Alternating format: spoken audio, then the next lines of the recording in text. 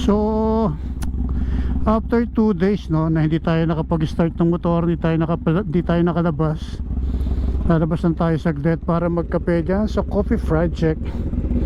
At the same time, makapagpainit na rin ng motor.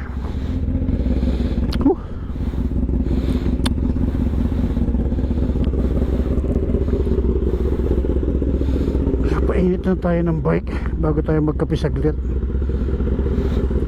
So na-miss ko lang mag-ride, na-miss ko mag-motor, na-miss ko rin magkape dahil 2 days tayo na nag-Milo. Puro Milo iniinom natin sa bahay, no? Dahil yun, may coffee maker naman ako, meron din akong coffee bean ng mga beans ng kape, pero ewan ko ba.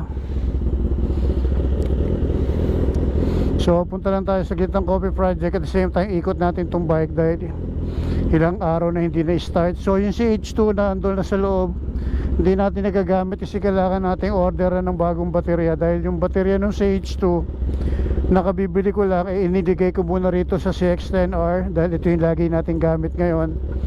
So order na ako siguro bukas ang umaga ng bagong battery nung CH2. Medyo may kamahalan din kasi yung battery, no? Nasa 6,250 yung bili ko doon sa battery, no? So orderan na rin natin para meron ng baterya yung dalawang motor. So maisipan ko man ipakawalan either sa dalawa, may baterya na siya, no? Hindi na tayo mamang problema ng battery. So ikot lang natin tong bike. At the same time, kape na rin muna tayo dahil na-miss ko ng mag-Amerikano.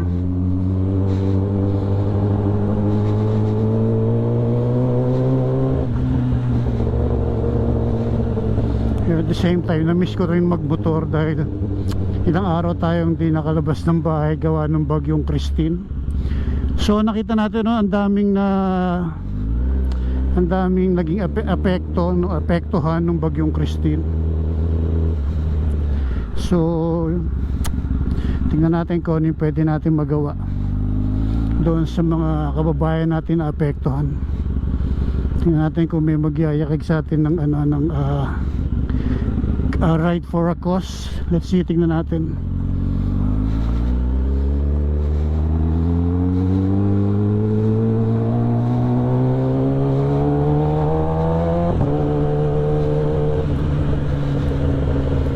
Siyempre chill lang tayo, kakapi lang naman tayo. So ikot lang natin tong bike, enjoy natin yung bike. Tsaka binago ko kasi yung setup ng mic, itong helmet. So tignan natin kung okay yung audio nya. So hindi ko kasi alam kung magiging maganda yung audio ng mic.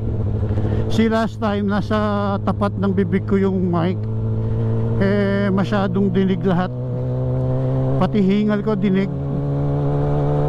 So nilipat natin sa bandang malayo. So tingnan lang natin kung ano yung magiging labas ng audio nya natin, kung maganda o ano. Let's see. May tubig, ayaw ko nyan. Ayaw ko ng tubig, no?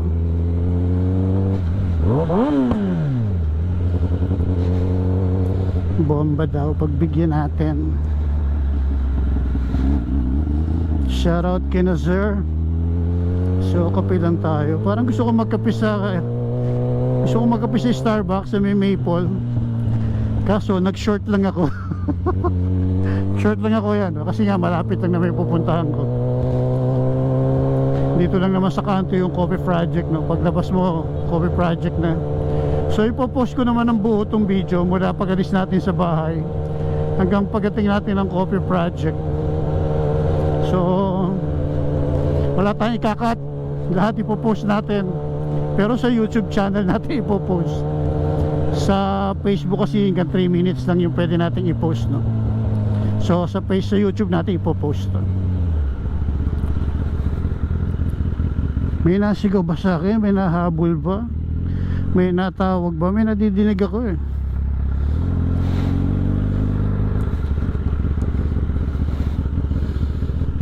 May nadidinig ako.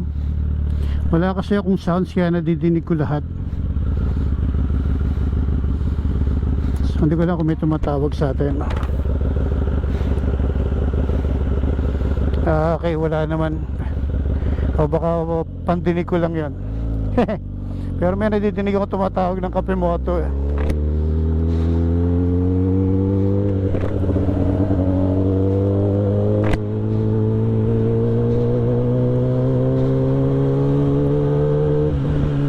So nilagyan ko na ng sticker. Although hindi naman tayo tumatakbo ng sobrang bilis. Char. Hindi naman tayo tumatakbo ng 100 pataas, no.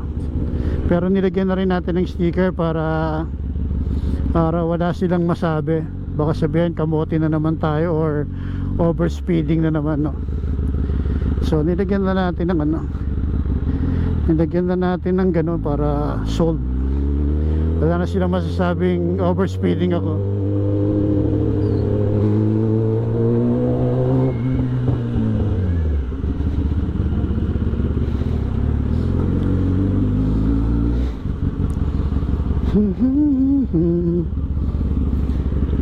So dito na tayo sa coffee project. Sabi siya nyo, nasa kanto lang to ng subdivision eh. So kaya madaling puntahan to kung gusto mo magkape. Eh nandito lang to sa kanto ng subdivision ng ng Camellia. So sabi ko na may humahabol sa akin eh. Itong mga batang to. Di ba? Nahabol niya ako na. 10 pesos sticker. May dala ba kayong 10 pesos? Wala. O sige, may utang kayo sa akin. Tigigisa kayo.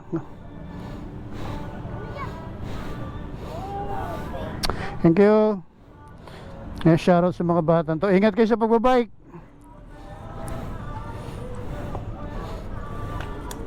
So kapilan tayo. Dito tayo malimit. Halos everyday tayo nandito sa coffee project. Pag wala tayo sa Starbucks, dito lang naman tayo sa coffee project. So kape muna tayo. Let's go.